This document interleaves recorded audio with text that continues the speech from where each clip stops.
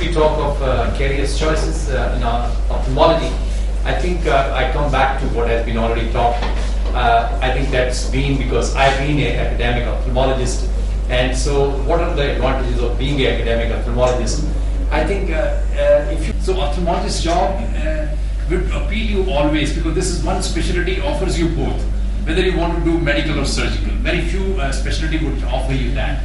So you can even do sometimes purely the medical part as far as ophthalmology is concerned, and a very convenient field. That's how I see more of somehow at this time we see more females coming into ophthalmology. At least that's the trend which has caught up, because I think there is a convenience and a working flexibility.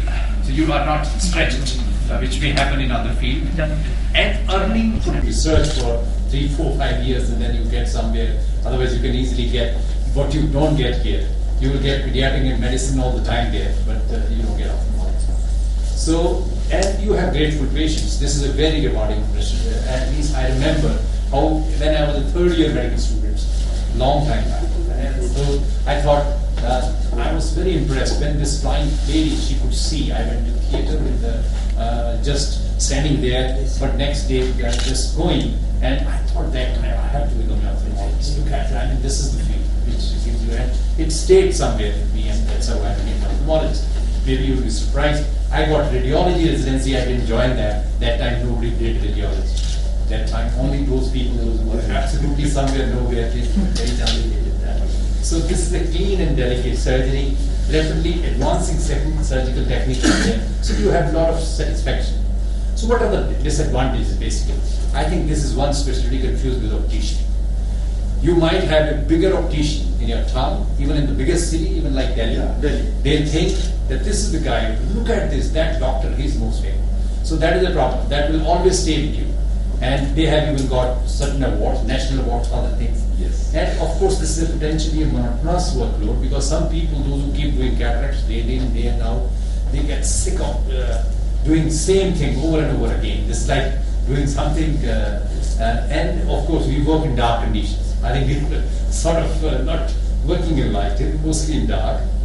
We work with aging population, most majority, and they have a lot of comorbidity, other problems. So I think these are some of the issues which come into your mind. So career choices already talked about. There are many. Academic ophthalmology being one, solo practice just now talked. Greener pasture overseas already, group practice, I think, which is coming up. And of course, the biggest thing which is coming and has open job opportunities, I think this was somehow not touched, is corporate change, and that's something which is academic ophthalmology. Of course, you should have a passion for both teaching and research. And I think some of us, those who are more focused with more motivation like that, if you want to do both the things. And we need to have a strong vision and a will, especially because once you want to be in academics. Otherwise, the problem is same. I think Ajit has already mentioned, you have a marginal fixed salary with minimum raise. If that is okay for you, then I think you can think in that direction, because that is one problem which may be there. And of course, you have love for teaching and learning medicine. You want to do a lot of research, writing papers, and you get pleasure more about that. And at the same time, once you are in an academic situation, you are always accessible to the entire population. You're not only treating select group of patients, and everyone can afford, if you are, whatever your expertise are, they can always come for you for your consultation, for your treatment. So that is, but there are drawbacks. We somehow, many of us, we don't develop an independent frame of mind as far as, because we are sort of insulated in a big centers. That is the problem. This is one issue which comes up with many people.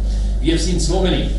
They may be number 2, number 3. They are so much dependent on their boss. It is his ideas all life. They are very good at carrying out, implementing, doing those things, but they not have their own. So that is what. And so sometimes you do develop a myopic or a ivory kind of a, that you are the something, but you could be at the mercy of the chair or the head of the institute. That could happen. And this is the biggest problem. You may stop growing and feel rehabilitated, especially in our public sector institution. Many people, Those who want to absolutely get rehabilitated, they get government job, then they don't want to do anything, they are absolutely fine for lifelong. So that would happen. In private practice, of course, I think this had already been talked, financial crunch is over, more autonomy is there, no red tape involved in buying like equipment, hiring staff, doing so many things, I mean, for that matter.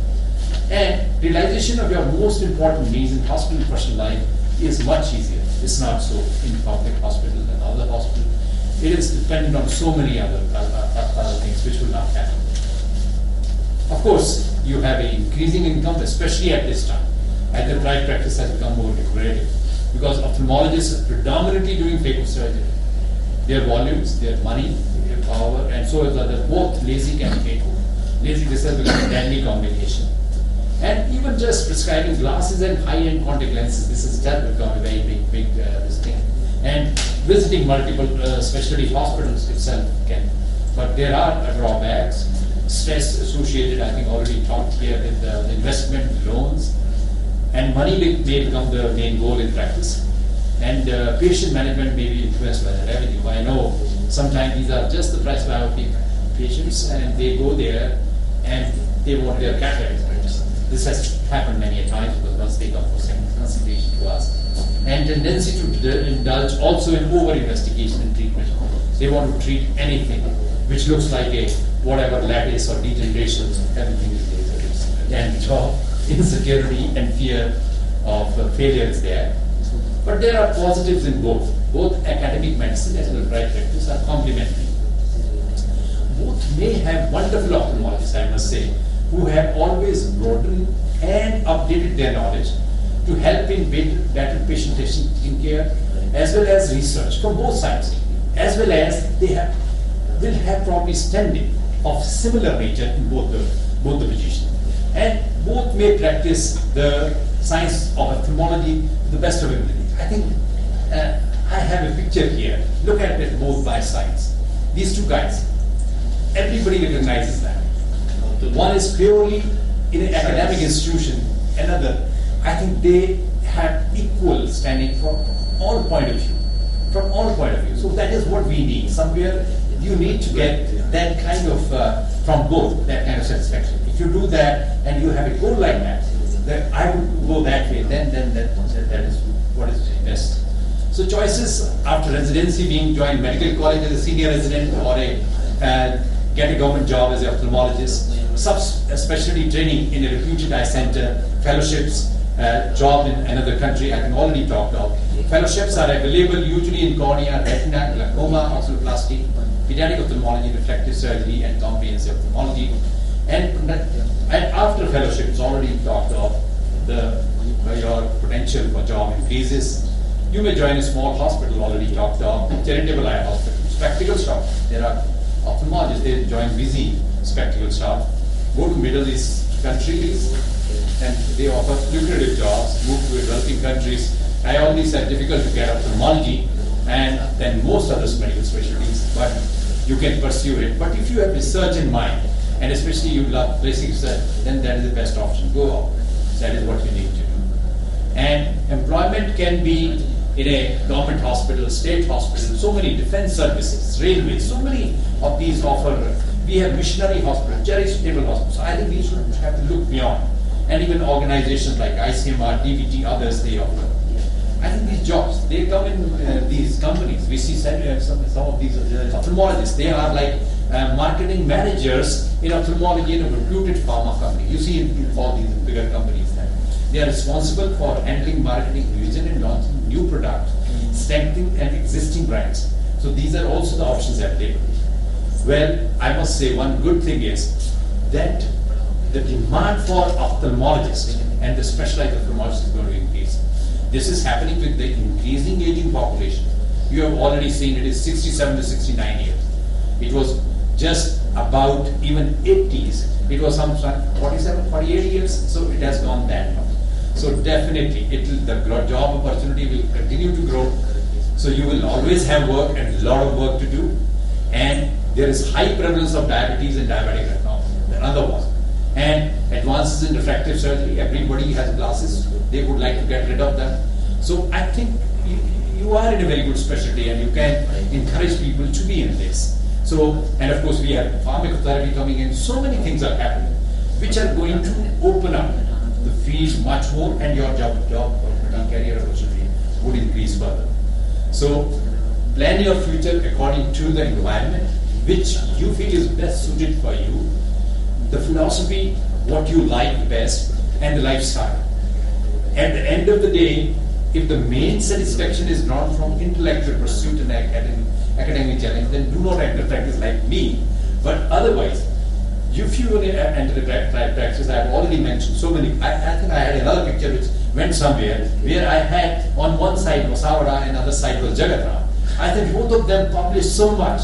One is purely in practice and another being in an academic institution. They have made an impact worldwide, so that could also happen. Thank you very much.